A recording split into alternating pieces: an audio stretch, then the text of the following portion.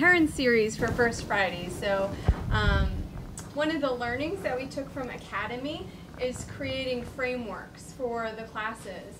And so we're going to test out a parent series for First Fridays, and if successful, we'll continue to have a parent class hopefully every month. So I want to introduce Blanco. She's going to be teaching us a little bit about parent-child communication. Some background on Ixa. She has experience both as a teacher and a mom. She has been a teacher for 8 years, and she's a mom for 18 years. She has 3 kids, ranging in age from 18 to 15, so teenagers. She has a master's in early childhood education, and Ixa has been a lead kindergarten teacher and is a Montessori teacher. And she's also been a PTA liaison for parent workshops at an Evergreen charter school. So she has a wealth of knowledge working with children, both young and old, all ages. So I'll hand it over to Ixa. I think she's going to use workshop style today to walk us through some communication tips. Thank you. And thank you for having me here. It's a pleasure. I took a tour and I saw your beautiful facilities, and it's a pleasure for me to be here. I want this to feel like a cafe. I was mentioning to Nicole, I want it to be very informal, very much we're all learning. Just the fact that I have an 18-year-old does not mean that I'm the expert. It just means I kind of have seen it all. But I'm here to share my experience, share what I have witnessed both in the classroom and at home, and also for us to break into discussion groups and come up with different approaches to our parenting styles. So I decided to write a little something to begin, and something came across my mind. I remember as a mother of very young children thinking, where is that manual? Where, if my child has a tantrum, turn to page 3. Or if my child doesn't want to potty train, turn to page 25. Where is it as a parent? And I figured that there's no such thing. And so every day you just learn, and you stumble and you learn again, and you try again the next day with the next tantrum, and you just figure it out so that you don't lose your sanity. So today's workshop is also called How to Keep Your Sanity 101. And we've all encountered those times when they won't nap, or they won't get dressed in the morning, or they decide they want to say nobody's their friend, or they're very sad. So we've all been there, and it's a matter of how we react or how we observe that makes all the difference in the world. And I've learned to become the observer, and it basically has a lot to do with the new school setting that I'm in, Montessori, where we don't react, we observe, and we listen a lot without trying to solve the problems for our students. So that has also helped me with my teenagers that are quite vocal at times.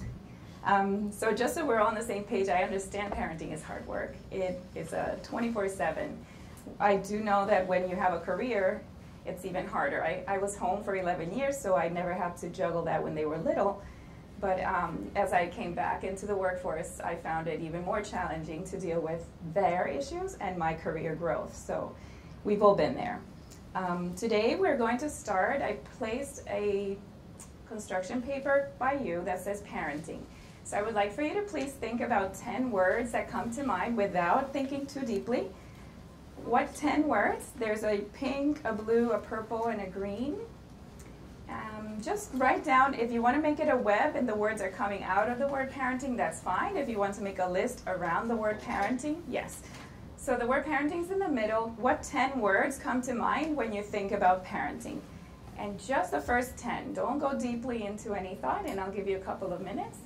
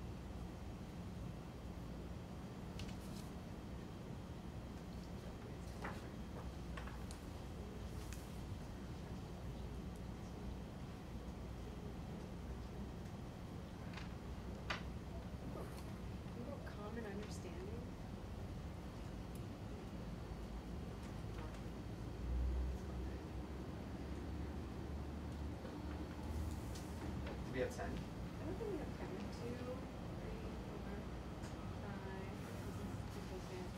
7. We have 7. Do you have any more?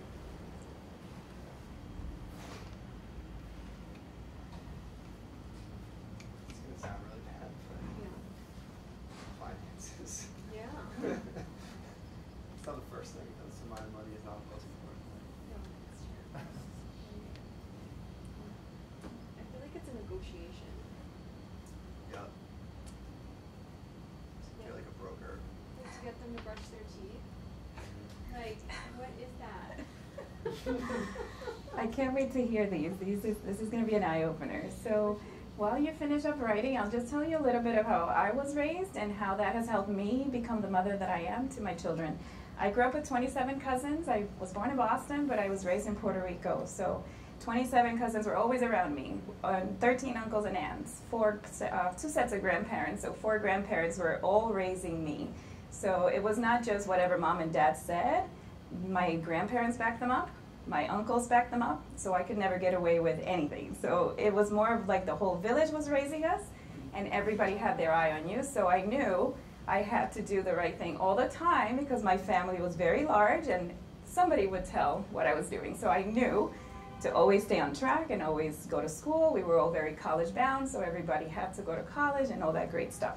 That said, once you move away from that kind of lifestyle and you're raising children on your own, it's a challenge because you kind of say, am I doing the right thing? Why is he doing that? I never did that. I would have never spoken that way, or I would have never thrown a tantrum that way. So it gives you an opportunity to grow, to see things differently because you don't have the 27 cousins and uncles and aunts and grandparents with you, so you become the expert or the trial and error expert, as I like to call it. So I've been teaching since 2008, and kindergarten and preschool are my specialty. I like them without any prior knowledge or prior damage, so that I know that what they have in them is a curiosity, that spark for knowledge, the excitement. They haven't been hindered by tests yet, so they haven't been stressed out about taking a test or being evaluated, so they come in with that spark in their eye, and that's what makes it all worthwhile. So that's why I love that age. So now I'd like to hear from you. Some of the words that I'm pretty sure are in there are siblings, probably, like you said, finances, planning, future, but I'd like to hear from you. If you'd like to share some of the words, you can popcorn them out and just tell me which ones. Love, nurturing, support. Love, nurturing, and support. Patience, Yes. discipline, presence, stress, Mm-hmm. encouragement, play, love, pain. Great, great. I have building them with healthy habits. Yes. Discipline, inspiration, Mm-hmm. confidence. Thank you. Anyone else would like to share? I had understanding, calm, teaching. Absolutely. There's no wrong answer, so don't feel shy. I think it's stressful, Very.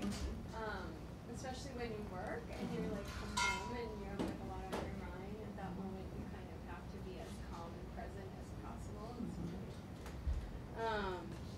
I think there's a negotiation aspect of it all, like to get dressed in the morning, get to school, to eat, to brush your teeth. It's like, gotta brush your teeth. You're gonna go out. Yes, yes. So, yeah, so, what did you say? Should we read for the group or go around? We have down also life skills, educations, negotiation, finances, teacher, taking care of a person, calm and understanding. Right, right. So we're all on the same page. We know that they are, I always think of adults as stretched out toddlers. That's why I really feel comfortable talking to adults or children, because they're really just stretched out toddlers. Your issues just get a little more complicated, but the overall issues are always the same. So you need to feel secure, you need to know that what's coming next, and you want to grow. So children are the same way. They want to feel secure, they need to know what's next, so schedules and routines are very important, and they like to grow. And once they have learned something, they want to share it with everyone else. So we are the stretched out version of toddlers. That's what their world is like. They love to learn, they love to experiment and explore, and so do we. We just do it in a different world, but it's the same sentiment. So I'm going to talk quickly about some of the tools that I have learned to use as a Montessori teacher as opposed to a public school teacher. It's night and day. It really is night and day, and I wish every child could have the opportunity to go to this kind of environment before going to any other formal environment. And it has to do a lot with observing. I've even learned to meditate because of Montessori, because of their way of teaching has made me listen to myself and analyze my options and my choices very deeply. So for example, I'll present some scenarios that have actually happened in my classroom and how I would have reacted as a public school teacher as opposed to what I'm doing now.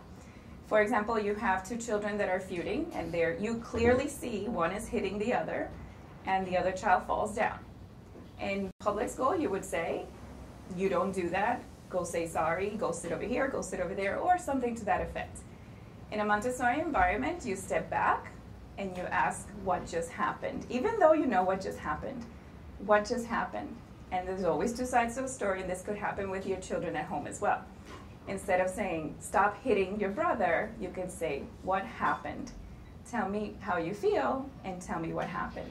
It doesn't always work when it's your sibling, when it's your own children, but it does help to step back and just let them express how they feel and what happened. So of course he'll say, well, he was bothering me first, so I have to push him, so he pushed me, or I hit him. And so you step back and you say, why? Instead of saying, don't hit, you don't, or stop. Because when you tell a child to stop, they're very confused. They think, what, stop breathing? Stop blinking? Stop moving? What do you mean by stop? So being very specific with that kind of command does not really work. It doesn't work if it's not specific. So we step back and we see the situation and we say, what just happened? Tell me how we can make this better. We never ask a child to say sorry because they don't mean it when they say it. When you tell them to say sorry, they don't mean it. They're just saying it because they want to go play. So instead, we tell them to talk about it amongst themselves. We even have a stone that they hold while they're solving problems. So they hold a stone and they tell their side of the story, and then the other child holds a stone and they tell their side of the story. And at the end, I always ask them to shake hands. Never to say sorry, just, is it done? Did you get it out of your system? Are you done telling your side? Are you done telling your side? What can we do better? Okay, now shake hands. It just shows them, just like grown-ups shake hands when they agree on something, you can shake hands as well. Not just say sorry, they don't really mean it, and they do it again 10 minutes later. We do have a lot of problem-solving activities where if there is a situation with two children, then we sit down with them and we write, this is what happened, what can we do better next time?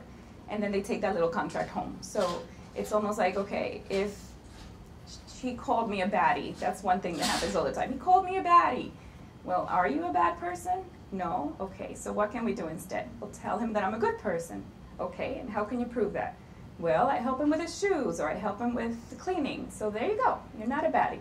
So we'll write it down. If my friend calls me a baddie, I can tell him how I'm not a baddie, how I am a good person. And same thing with your children. My boys were very high energy when they were little, and then my daughter came along, and I had to learn to observe, because otherwise you lose your sanity. Trying to manage 3 children under 6 is hard. So that's what I learned to do. Step back, observe, analyze, instead of telling them what to do, asking them what happened. That's one of the things that if you've ever read this book, if you have not read this book, you should. It's How to Talk so Kids Will Listen, and Listen so Kids Will Talk. It's almost what I would consider a manual for parenting, because really it gives you a lot of ideas on how to step back and observe. So we always try to analyze the scenario and then define the feeling. For example, if you have a child that's crying off the top of his lungs, crying hysterical, you know what happened, but you're not going to tell him you're sad because Susie took your toy. You go and ask, what happened? And they will tell you, Susie took my toy. So how do you feel? Are you feeling sad, angry, or upset? Angry. Okay, so what can we do? And give them the tools, because they want to punch, they might want to kick, but then if you give them Play-Doh to squeeze, that serves a purpose. If you give them paper to rip, then they get that little bit of anger out of them while they're refining their motor skills anyway. So that's a tool. Some of our children like to draw with red when they're angry. So, okay, you want to draw? Are you like a volcano right now? Okay, so we'll get your journal and you can draw with red like you're a volcano, and then sometimes they'll ask me, can I draw with blue now? So I can figure out if they have come down from that height of anger and then they're back to normal. It doesn't always work, but when it works, you can exhale. And so right now I've placed some scenarios at your tables. They are in the little folded papers, and you can choose. You don't have to choose all of them. Choose one that you could resonate with. These are tried and true scenarios that have happened either in our classrooms or in our daily lives. Things that we hear from our toddlers or from our children. I'm not sure what age range you have, but pick one, and we're going to think about how we would react in a defensive way as opposed to reacting in an observant kind of way. And it is a learning process. As a parent, you want to separate them if they're fighting. But it's always good to step back and observe. So if you'd like to choose one, think about how you would react as a defensive parent, and then think about how you could make it where you are listening and observing, defining the feeling, and then asking them questions. So for example, if one of them is, like you mentioned, I don't want to brush my teeth. Okay. With my children, what helped a lot were charts and stickers all over my house. My house looked like it could be a sign on Broadway, because my boys decided for some reason that they did not want to clean their room. So I wasn't cleaning their room either, and so I explained to them, okay, you need to do this, this, and that. And when I would just say it, they wouldn't do it. But when it was in writing, in a chart, they knew exactly what they needed to do. So I'm all about tables, and I made tables where it showed under the bed, clean. Drawers, clean. Closing the hamper, clean. Garbage away, clean. So they knew exactly what I was expecting of them. And so they would check it in the morning. Yes, I made 1,000 copies until they internalized the process, and then I didn't have to make any more copies. But the same thing could happen with your child when they don't want to wear the outfit that you selected for them the night before. Maybe they can select the outfit the night before with you, and then just check it once they have it done, and select a different activity that they can do once they have put on their outfit. Read a book or draw a little picture. And it helps because they feel part of the process as opposed to being told exactly what they need to do. So some of these scenarios that you have, you probably have experienced. And if you would like to read it and share how you would react defensively, we can talk about that, or how we can step back and observe, then we can also discuss that. And it's up to anybody. Sure, go ahead. So it's like, I like to punch somebody in the nose. Yeah. So his scenario is like, and this has happened in my classroom. So I would like, and it's in the book actually too, which I found shocking. I would like to punch Susie in the nose. Well, my first reaction would be, and probably this is how I would have done it like a year ago at least, I would say, you don't punch people in the nose. It's not a good thing to do. This is not how people I would make it very generic, and he would not answer. He would just not. But he would eventually say, okay, fine, whatever. But lately what I'm doing is mostly something like making him think the other person, being in the other person's shoes. Would you like if somebody punched you in the nose? And why were you so upset that you would punch? And then he would say, well, because I wanted this. But what if the other person, what if you were in the opposite situation? And I'm not sure if it gets through, but I think that it's at least a little bit better than before. Right. Instead of telling them not to punch, you can always try to build empathy. With little children, it's kind of hard to build empathy because they're very self-centered. They are the world, and they are the center of their world, but they do sometimes feel for other children. I'm not saying they don't, but their little world is their world. So sometimes when I try to tell them, well, how would you feel? They are like, I don't know how I would feel if somebody were to punch me, but it's better than telling them just to stop, because they really want to punch. They really are angry. So in this book, and also in my years with my children and my students, I've learned to try to figure out what the feeling is behind that statement. So I've heard children say, I want to punch him, I want to bite him, I want to kick him. And so I sit with that child and I will say, you must be feeling really mad, or you must be feeling upset. Why is that? And they will tell me the story. It's usually nonsense to us, but to them it's a big deal. She didn't want to sit next to me, or he didn't want to lend me his toy, but to them that is the end of the world. So it is a big deal for them. and we sit down and just have a conversation. They are very negotiable. Children are so negotiable, it's funny. They try, my little guys now, they try so many things, but I have an 18-year-old that gave me a lot of experience, so I look at them and I'm like, oh, that was cute. That's a good try. But no. I've seen, Nelson gave me gray hair, so I'm going to move on. But they're very negotiable. I found that when some of my students have been angry and they want to punch someone, they do need to be set away from the other children for a while. So either a beanbag or a section where they can listen to quiet music or a story online or something that can set them away from the situation for a little bit and then regroup. But yes, so definitely pinpointing what feeling is behind that statement as opposed to we don't hit. And in our classroom it's the running sometimes, and we were taught not to say we don't run because they will look at you and say, well, I'm running, so we do run. Instead, state the positive. We walk, or we use very quiet feet. We call them marshmallow feet. Instead of we don't run, because they are running. They can run, so it's not like they cannot do it. They shouldn't. So always stating it with a positive statement. Would you like to share yours? Sure. Mine is setting is a grocery store. Scenario is little Susie is restless, decides to wave arms around and scream, starts to cry compliant and begins to hug your shirt. Okay. I think I have a similar experience with my son. He's like 2.5 years old. I took him to Whole Foods last week and I made him sit in the cart and I started shopping around and he started screaming, where are you? Come, come. He's going in his own native language, but he started screaming and shouting. I was like, so the way I tried with him is I took him and started buying with him, saying, Right. explaining things. This is what goes into your juice. This is what goes into your food, and this is what we do till the end of the grocery shopping, to the end of paying the card, making the transaction with him. And he seemed to be okay, but it didn't work always. Right, but if it works one day, it's one day that as adults we should get a sticker or some sign, some sort of award. I agree. It worked once, but I think I took him to Costco. It didn't really work that time. Tried and true. I tried and true. Yes, and then I've had that scenario with my own children as well. They do want to be part of the process so much, and sometimes we don't even know how much they are capable of doing until we delegate that task.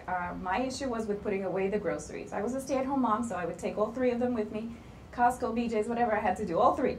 And going there was fun because they always got either a grape or a fruit or a cookie. At the stores, they always give the kids, I think they feel sorry for the moms, so they give the kids something. But putting the groceries away was an issue, and I was trying to fight against them helping me until one day I said, they're learning shapes, they're learning sorting, why not? They loved putting away the groceries after that.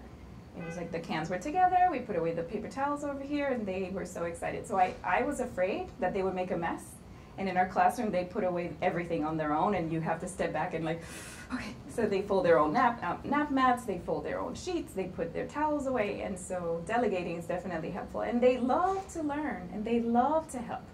So if putting your laundry away is the issue, teach them how to fold the towel 4 ways. They are capable. I have 2.5-year-olds who fold better than I, and they feel part of the process. So that's a great approach as opposed to stop yelling in the cart and we'd be feeling embarrassed, because I feel sometimes when we react as parents, it's more out of embarrassment of what other people might be thinking than actually our reaction to our own child. My child is throwing a tantrum, and my son did many of those. That's why now I see everything as nothing. And I was more embarrassed about what parents would think of me than I really was about the current situation, because yeah, you're flailing your arms, you're having a tantrum, you'll get over it, but I was embarrassed as a mom. How could you as a teacher have this child out of control? Well, it happens. We don't control everything, but you're right, that's a great approach. Would you like to share yours? Yeah. So I have the situation of I don't want to go to sleep, but I'm not tired, crying, throwing a tantrum. Yeah. My daughter is very small, like she's 1 year old, but still I have this problem of because almost it becomes a mentality is like at 9:30 I want her to go to sleep so that I can sleep. It becomes almost like working and I will get my own rest. And in the beginning I used to be like somehow I just keep her in the rocking chair and kind kind of force her to sleep. And I started like kind of in the last few months trying to find like more creative ways of maybe tire her a little bit more, like by making her play for extra 30 minutes. Because I think the other way of like just forcing her to sleep just goes endless for like an hour and a half and doesn't help her, or like patience. That's where I think the patience also goes away. Particularly it's like end of day and all that. Now I try to kind of do almost like I apply what would I do if I don't get sleep. It's like I watch a thing or some serial or like read, and for her I think because that's not possible, her thing is playing and running around will tire her, so I try to do that. I don't know whether that's like that. And does it work? Does it work? Yeah, it does. Well, that's good. Yeah. That's good. Well, children love routine. I'll tell you this much. They are like ants going into an ant mound, and once you step on that ant mound, they don't know what to do with themselves. So I found with my children, they loved routine. They loved predictability. So at first I was like this, oh, I'm going to let them sleep whenever, until I wasn't getting any sleep. So I had a specific routine every night with my children. They showered or bathed, and then we had one book to read, and then one song to sing, and then I am guilty of co-sleeping at times when they were little, because I always figured they're not going to do this forever. I only have them for so long, so sometimes they would co-sleep, and I'm guilty as charged, and probably not the best advice to give, but to me, it gave me the sense of security, and them the sense of security as well. So I would either lie down with them for a little bit until they were sleeping and then go, or sometimes we would all fall asleep together. But the predictability of the process was what made a difference for me. I never wanted them to watch TV before going to sleep because they would get too wired up. Even though a movie was great from 6 to 7, from 7 to 8, no. We can read, we can do puzzle, they love Play-Doh, so we could do a little bit of Play-Doh. And then the routine, the predictability made night and day. And the same thing in our classroom. They know what's coming next, so they do what is coming next. Our children wake up from nap time, they have to put away their nap sets, put away their nap mats, they put their outdoor shoes back on, backpacks, and sit on a chair, because they know that's the routine that we do every day. If we change it, it's chaos, and why would we want to do that? So putting the child to sleep is hard. It is hard, and if it's a colicky baby, even worse. And if it's a child that's teething, even worse. But the routine, definitely the schedule and routine is very helpful. And children can read charts. So if you want for them to follow the routine on their own, you can create a little table with a picture, and they can point. This is what I'm doing first, this I'm doing next, then I'm going to sleep. And they do follow it even when you're not there. So it's a great tool for them, even getting dressed in the morning. I found my boys were very easy to dress. My daughter, my goodness, she's now 15 going on 27, and she selects her outfits on Sunday because she knows for the whole week what she wants to wear. But when she was little, it was challenging because she would change her mind quite a bit until that chart came around and I put it on her door. You select your clothes last night, this morning this is what you're wearing, nothing else is available. But I know they're in your drawer, but they're not available. Okay. So it took me a while, but she got into that. This is my chart, and my chart on the door says it's not available, so it must not be available. And there you pick your battles, because that way you don't have to fight in the morning before going to school, that kind of thing. Would anyone else want to share their scenario? Yeah, my kid always like, here is like, your child lets go of your hand while crossing the street. Yes. So my kid always likes to walk single, she doesn't like to hold my hand. She always likes to walk road. So nowadays, like I'm not sure this is right or not. I play with her toys, like I will show her like a toy car, like we keep it and small car, try to hit her, like we fall down, you can get hurt, so that you see, don't That's perfect. Of course, and don't ever feel what's right or wrong. What you're doing as a parent is right. Your child is alive, and that's great, and we're all trying our best. There's no right or wrong. We do have that issue as teachers. We have to cross 22 children across 3 avenues before going to the park. So it's very scary. When they want to let go of your hand, it's scary. You want the best for your child. You want them to be safe. It is scary. So for us, it's a little different the way we train them, by walking inside the building for a couple of days before leaving the building on the rope. You know, they have the little rope with the hoop. But for us, as a parent, you don't have a rope for your child, so it is hard. They are very understanding though, and sometimes, not to be gruesome, but explaining exactly what could happen sometimes is a wake-up call for children. And they know if you let go of your hand, you won't be safe. You see how large that double-decker bus is? It will hurt you. And they look at it and they're like, oh, it is pretty tall. So definitely want to make sure that you reiterate the safety issue, not just you hold my hand because I said so, but you hold my hand because you want to be safe. My job is to keep you safe as a teacher, and your job is to keep her safe as your daughter. So how would you react? How do you react to her when she lets go? I mean, I would try to say like, hold my hand, don't run, or like stay close, so that like say like this. Right, right. And we're all trying our best, so there's no right or wrong answer. One day you get it right, and the next day you're like, she let go of my hand again, I want it. A scenario that I wanted to bring to your attention today was, there was a point in my life when my children were about 9, 10, 11, they're always about a year apart, and they were feuding all the time. And I tried all my tools, and I tried all my approaches, and my observation, nothing was working. It was also the time when I was finishing my master's at night, so I figured the lack of time with mom was affecting their behavior and their chemistry. And my sister, who's a psychologist, invited us over to Connecticut and said, you're going to put them in a corn maze, and you're going to let them go on the corn maze on their own. I said, why? Because they either make it out or they make it out. And that to me was an eye-opening experience. I never thought I could put them in it was a corn maze that was supervised, of course. It was insightful because they had to communicate. My daughter ended up being the leader. And at first when they went in, they wanted nothing to do with each other, and I hate this one and I hate that one. And then they came out holding hands. Out the maze, can we have a caramel apple? So sometimes letting them figure out their little situation is better than for you to tell them how to love each other. And that does happen. I don't know if you have children, more than one child, but once the second one and the third one come around, the first one shows you a different side. They were all this cuteness, and then all of a sudden, they like to compete. So that was one thing I wanted to bring over to you.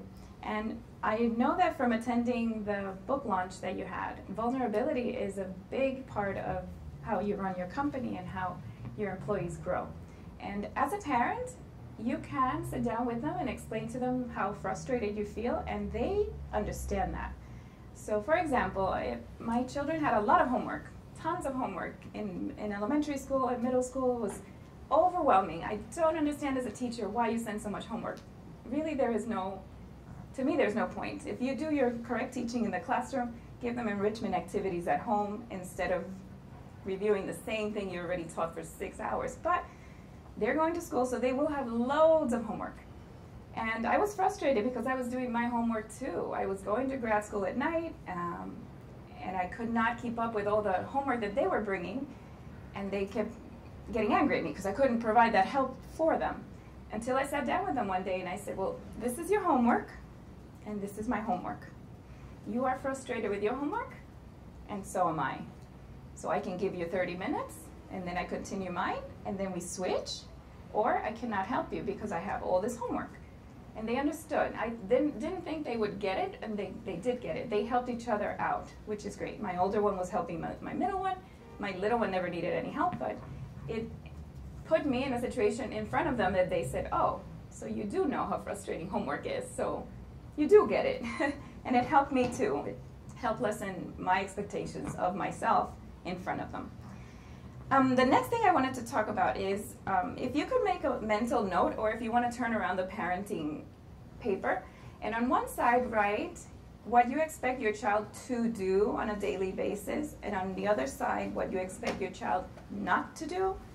And then let's see how well balanced those things are, because I have a feeling I know where the load is going to be, but I would like to hear from you. So on one side, the things that you expect your child to do or complete on a daily basis, you can start thinking morning, afternoon, evening. And on the other side, the things that you ask your child not to do.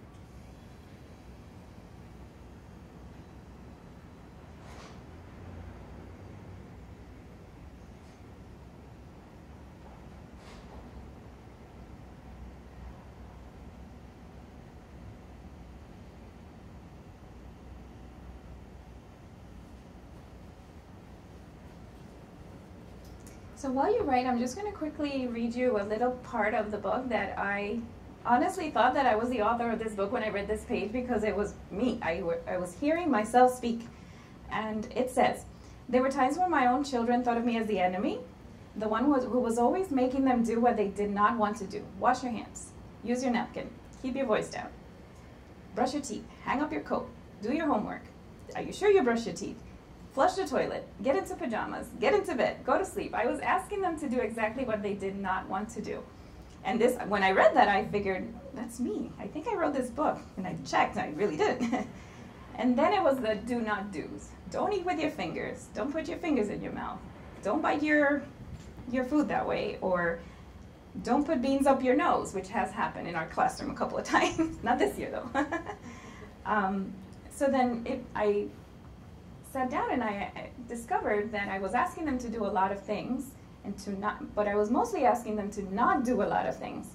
So my effort and my energy was being spent on, don't fight with your brother, don't push your sister, instead of, let's do positive things, let's do things that are exciting to you. Like, my son was a lot into presidents and into geography, and so back then there were no iPads, there were leapfrogs or something like that. We would learn about the continents and the world and the body, and he was very excited to learn, as opposed to me trying to battle with him and his brother all the time to be better siblings. We discovered another outlet for him to use all that energy and to be all excited about learning. So if you'd like to share some of the things that you spend your energy on, things that you ask your child to do. We'll start on this side this time. Yeah, absolutely. So my son's only 9 months old, Aww. so it's different. But the obvious things, obviously, is like eat all this food. I'm in big trouble with that these days. Smile, be happy, play with the right toys, not dangerous toys. Sleep through the night. What's funny is like what not to do is like I just have like the opposites of what I said. Right. He's little, so it's different when it's a little. Yeah. So sleeping is a big challenge, right? Does he sleep through the night? When he wants to. When he wants to. So you 5 out of 7 nights, yeah. Yeah. So you devote your energy on that. So most of your effort is on him. Well, he's 9 months old. Just basic survival: eating, sleeping, being happy. It's different than my list of teenagers is totally different. But we like to share anyway, so that's a good thing to know. And would you like to share yours? Just have one. I guess listen to us more. I guess Listen more. Like what to say. Mhm. Sometimes she's like she wants to do her own thing. How old is your child? 2.5. 2.5. That's when they're little adults. That's one of my favorite ages. Little adults. And over here? It's the same as, I think I ask him to eat food, like clean up, sleep at appropriate time and in a certain way. Things that I ask him not to do are a lot, I guess. Don't throw stuff around. He loves throwing stuff. My iPhones, he spanks the wall. He pulls all the clothes. He throws away his toys. But apparently he cleans up some of the stuff when he likes it. But when he doesn't, he just even disperses. We ask him to clean him up. He tries to pick some and he watches us and he throws it Let it around. go again. He runs around on the floor. We live in a what do you call it? It's a 3-family apartment. He runs around. We always had a struggle with a neighbor. She apparently left apartment and she found a new home. But this guy won't stop shouting or running around or jumping. It's just a certain point of the day or time he just starts that thing and he goes bizarre. Okay, so he has healthy legs. He's an athlete. I'm trying to rephrase it as a teacher. He's an athlete. He's an engineer. He likes to take things apart. Yeah, I feel so bad asking him not to jump or not to do his things, whatever he likes to do. But I'm restricted with the surroundings. Right.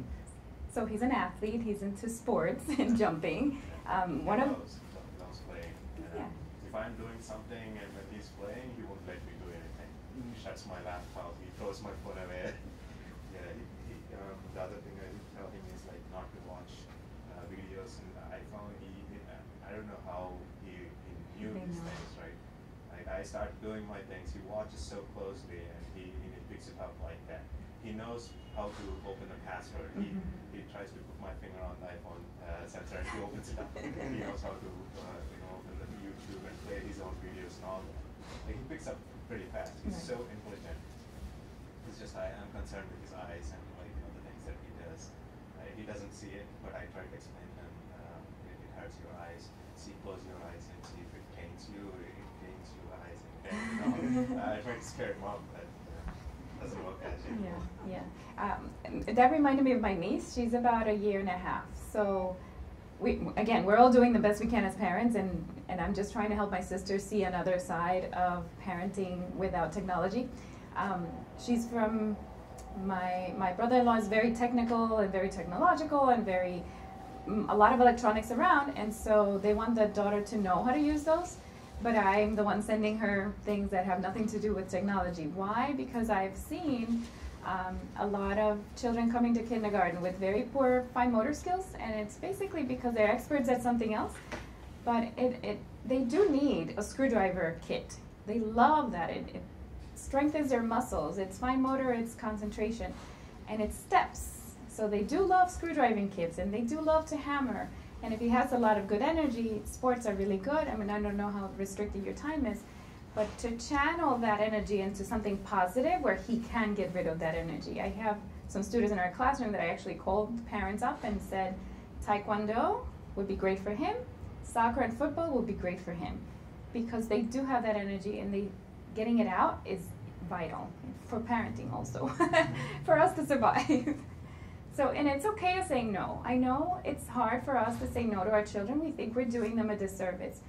But I sometimes find it funny when I have students coming in and their parents are telling me one behavior at home when I see the total opposite in our classroom. We do say no. And it's okay to say no. And it's good when they're little because they know what's right, what's wrong, what's expected of them. But always when they're little, say no with an option.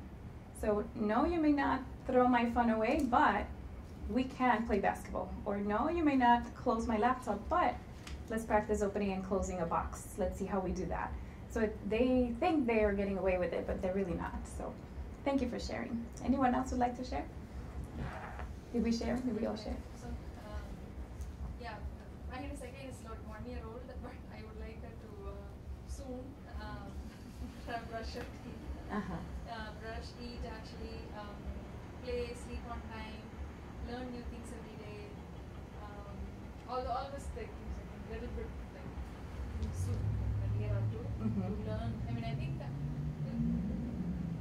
on her own she can learn and all that and do that will be good. So that's what I expect her to do. Not to do again because she's so little. I mean, the biggest thing is like not fight with others. The biggest, and not eat bad food. So those are the top. Other than that, I don't have any. That's good. Modeling is the best way for them, of course. We do have children in our classroom that I'm so proud of how well they eat, but it's because their parents eat that too.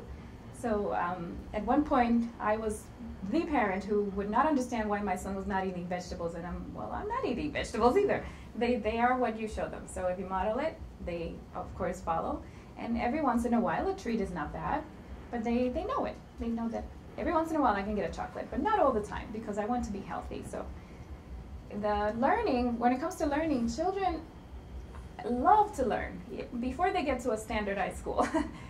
Maybe after, but I've seen it decline since they leave the house in the early childhood years.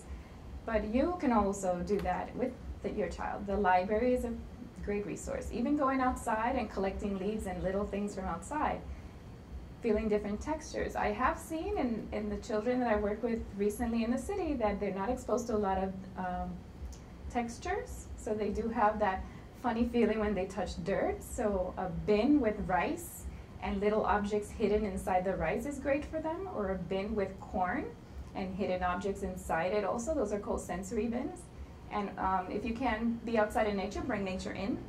A pine cone, an acorn, a couple of leaves, mud, just so they can feel those textures, because it's creating a culture of children with sensory issues, because they're so used to the softness and the carpet and the iPad that they have a little tendency to not want to feel wet or dirty. Do you see that too? Oh yeah. My son was like 3 and he fell in the pool and he started yelling. classroom they call it sanitizer. I don't know why, because it goes on your hands, I guess. Yeah, so my middle one was born in the middle of winter, and I wanted to take my older one out to play in the snow, and it was a challenge because my middle one had asthma and RSV and all that great stuff. So I had to be creative, and I brought a huge Tupperware thing and Rubbermaid container, brought the snow in, and I gave my son sand tools to play at least in that little bit because I wanted him to be exposed. He was semi-sensory, and I knew from my teacher point of view, I need to deal with this before you go to school. So you're going to touch that snow, and you are going to touch that sand. So we're all doing the best we can. The last thing I wanted to, I don't know how much longer I have, but I wanted to touch on praise and how to be very specific, not to raise a praise junkie. We are a culture that, yes, as adults, you do get celebrated and commended when you do something good, but it's not always the case. So it's good for them to internalize as opposed to always rely on you telling them that what they did was okay. I would move away as a parent from saying good job altogether. Good job is what? A good job of breathing? A good job of blinking? What did I do a good job on? Instead, being very specific. And also being an observer. So these are scenarios. Your child will draw or paint a purple picture that's completely purple, looks like nothing to you. Instead of saying, what a beautiful picture, what a good job you did, that's so nice. You can say, that is a very purple painting. You worked very hard. Leave it. Do you love it, Mom? Continue. You worked very hard, and it's a very purple picture. Why? Because you don't want to raise a praise junkie that will always want that feedback right away, or they can't continue. So another thing would be if they eat their food. They eat all their food. What a good job. You're such a good boy. Well, I'm glad you ate all your vegetables. Now your health is going to be better. Your teeth are going to be stronger. Your bones are going to be stronger. Move on. Are you proud of me? Is your belly happy? That's what I always tell my students. Is your belly happy? Yes. Great. Move on. So it's very important. We are a praise junkie culture, and all the stickers and all the charts with stickers that they give in schools, in some schools, are raising praise junkies, but be very specific. And if they do something wrong, don't do that. Be very specific. When they help, thank you so much for helping me. Put away your toys. Now your room looks clean. Move away from the good job, because they really need to understand that they need to internalize it. Sometimes when your child is in school, they will put them on a behavior chart, and that's just so you know how they're doing. But at some point, moving away from the physical checks and just internalizing, how do you feel now? You feel proud? Great. Moving on. Don't wait for mommy to always tell you you're doing a good job. So I don't have much more after this, but I do want you to share any questions, anything that you want us to discuss as a group. I don't know how much time I have. Do I have a couple more minutes? Yes. Yeah, I have a question. Yes. Because sometimes we make some bad choice, like to make us sometime like maybe make them watch something else like TV or like cartoons, but they get used to it, and it's hard for us to like stop that behavior again. But I'm having this problem. Like how? So it's right. So you use the TV as a reward, or something like okay. Sometimes she behaves mischievous. Like we try to, even when we try to figure out she don't eat, so we try to put on cartoons or something like that, make her watch, then we try to feed her. So she got used to it, and she never nowadays like if she wants to eat, she wants us to like turn on the TV, and then nothing will turn on the way. Right. So the great thing about parenting is that nothing is final.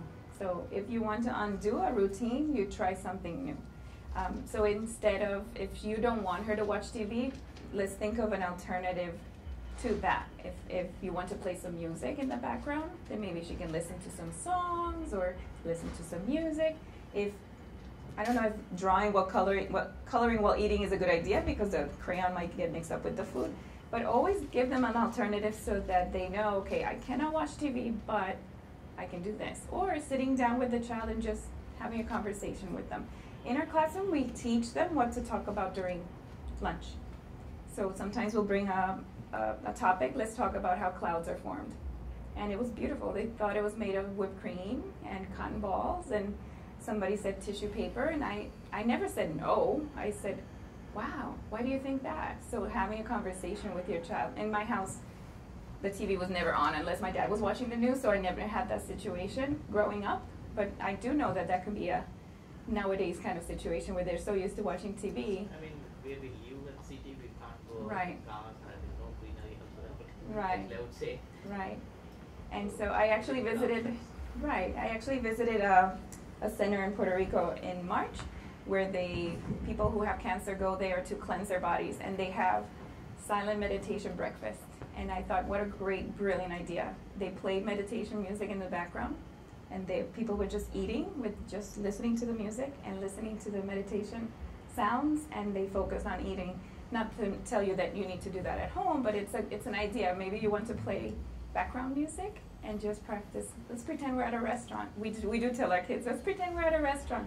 What can you talk about at a restaurant? And the voices are always like, oh, well, you're in a restaurant, so let's talk about it. Anybody else have any advice for dinner? How did you deal with sibling rivalry in the sense that like the older one takes like all the attention to the small one, and it's like oh, nobody does anything for me anymore. Yes.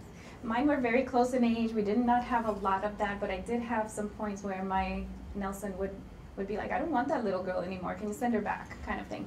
I made him a helper at first, but I also made an effort to make one-on-one time with all three of them, even if it's 5 minutes, just one-on-one time. And they knew, this is my Armando time. And they had to be entertained with either an independent activity or a puzzle or Play-Doh away from mommy, because this was my one-on-one time. At that point, if their father would come home, then I would step out and just do a little one-on-one time. It's so important. Even you don't have to buy anything, in my opinion, as long as you give them that undivided attention. They need it. Their whole world kind of collapses when this little child stays. They're excited for 3 days, and then this child is staying. So try to make an effort, even if it's a one-on-one story time just with one, and then of course explain to the other one if they know, you're next, but this is my one-on-one time with child A. It really helps me too. Even if I had to run chores, run errands, taking one of them as opposed to three, they thought it was the greatest thing. And it helped me too. It took that guilt trip away, that now I don't have time for individual attention. Any more questions? Oh, whatever, yeah. Yeah, so my question was more tied to like the use of technology for Can I learning. take this off now? Yes, we're not being filmed, right? Okay. Yes, go ahead. Use of like technology, like the iPads and stuff. So because of the way even I grew up, like not without like technology and stuff, it kind of forces you to learn more like by interacting with people, and I felt that's good, that kind of intuitively or that wise, and I do this for my daughter, like no iPads, no phones, nothing. So I see definitely the motor skills and all those things are like, and also we live in suburbs, so she get to like all those textures playing and all those things are great. Now that she's learning to speak and all those things, because not like a myth, but I even realize like they learn by like hearing something more repetitively, like whether it is an ABC or anything like that. So I'm now kind of confused, like unless we are very interactive with her on like those type of things, right? Like sentences or like birds and all those things. Is this technology going to be more helpful, or is that good, bad, kind of like in terms of like the non-motor skills type of thing, like the actual learning words and stuff? What's your opinion on that? So this is the time when we're living. We are going to be with iPads and iPhones and tablets from now on. So children are going to end up using them. What I do recommend is that you set up a time of the day when that specific item is being used, as opposed to using as a babysitter, you know what I mean, or a teacher. Because we didn't have that, and we made it, and we're fine. So I feel that we are relying too much on it, and your child will be fine if they go to kindergarten without having an iPad. You know, that's what I tell my parents. I'd rather have them squeeze mud and squeeze Play-Doh and cut with scissors, which a lot of parents are afraid of, giving them scissors before they're 5, and work on drawing with thick crayons than knowing how to do this, because then that's irreversible. And refining those muscles before they're 5 years old is vital for writing.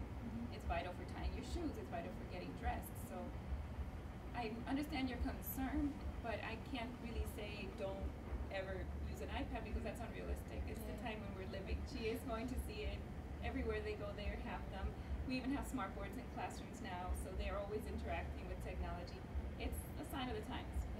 But to limit that, because they do those first 4 years need to refine this more so than anything else, and that's right. You can't turn back time when it comes to that. So. Yeah, I don't want my son to be the only one with the marbles. So my dad says this is a video game. Imagine. The other day I was showing them like the jacks. I showed them a picture of jacks, and they're like, "What is that?" I'm like, "Wow, a sign of the time." So thank you so much for sharing I your have like, insights. it's not a question, it's kind of more of an observation. Yes. The whole like, well, why are you doing this? Why are you doing this?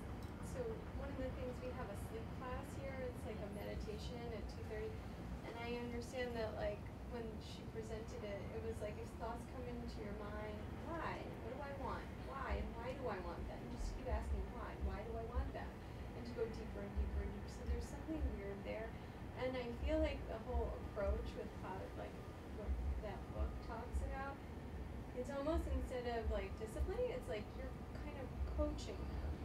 And I almost feel like there is some correlation to like if you have a team here, like you're not going to tell somebody on your team, don't do this, don't do that, do this, do that. You're like, well, how are you going to do this? Well, I feel like there's a lot of similarity. Like I said, yes, adults are stretched out little guys.